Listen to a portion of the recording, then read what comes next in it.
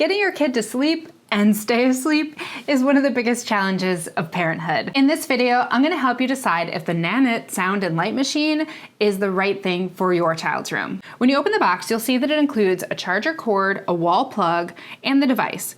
It does charge with USB-C, which is really convenient that you can use any cord.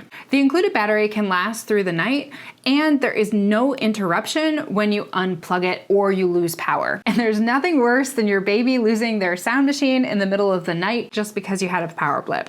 And you can see there is a clock display on the front, and you can dim that or turn it off. The buttons on the back are nice and tactile, so it's really easy even if you're in the dark. This one's for the volume of the sound, and this one's for the brightness of the light. And on the top, there's a physical button that you press. A single press turns on the nightlight, and a double press turns on your favorites that you've set up in the app. As I mentioned, you use the app to set up your favorites, and you can turn them on and off using that app as well. You can also control it from here and choose any sound or light.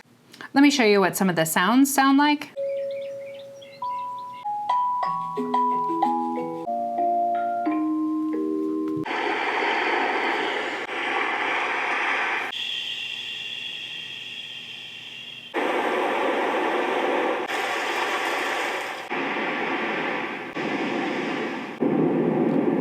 I think the sounds on this device sound okay. They're not the best that I've heard. It doesn't have a huge variety of sounds, but I think it covers everything anybody would be looking for. This one does include the shh sound, which not all devices have, and a lot of people like that, but honestly, I find it really creepy because it sounds like there's a person in the room with you.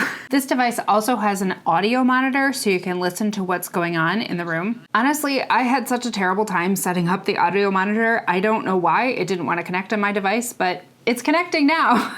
And you can also see in the app that it includes a temperature and humidity check of the room as well. For the favorites that you can use with the button on the top, or you can use in the app, you can set it up to have a certain light and a certain sound. And then you can also set routines where something happens at a particular time of day. So this is set to play a sound and a light when it's time to get ready for bed. And then in the morning, it has just a light that turns green to let the kid know it's okay to get out of bed. In the app, you can also add someone to your parenting team. So if you want to have multiple people be able to control the device from their phone, you can do that. In the notifications, you can turn on cry detection. So if the monitor hears a crying in the area, it can alert you on your phone. I actually had turned that on and left my dog home alone and got a notification that there was a cry in the area. So I'm pretty sure she was barking, but you actually can't use the audio monitor if you're not connected to the same Wi-Fi as the device. So it was kind of strange. I was away from home. I got a cry notification, but I couldn't listen to the monitor. There is a Nanit subscription that people use with the Nanit monitors, but for the Sound and Light, the only thing that it does is it allows you to connect Sound and Light to your Google Home. I can't imagine that you would get the subscription for just this device, but if you already have the Nanit subscription for your monitor, it might be nice that you can integrate this. When you're making a new routine, you can set it to start at a certain time, and you can decide if you want it to end, and you can set a light and a sound. One thing that I feel this app is really missing is timers. In the favorites, you can set a light and a sound to go, but you can't say when it would turn off. Same thing in the routines. You can tell a light and sound to come on at a certain time and turn off at a certain time, but you can't have one part and then another part unless you set up two separate routines. Where this really comes into play is there's no way to use this for a nap without making it really complicated. I would like to set up something that would turn on for a 1 hour timer and then turn green to let the kid know they can get out of bed. I could do that as a routine and say every day at 1 p.m. turn it on and turn it off at 2 p.m. But the fact that I can't do it on a timer seems really lacking to me. Even if you turn the sound machine on at nighttime, you cannot make it turn off after 1 hour. Again, unless you set a specific timed routine where it turns off at 10 p.m., let's say. I also looked at how you might want to use this device as a big kid alarm clock to actually wake a kid up for school or use it as an adult.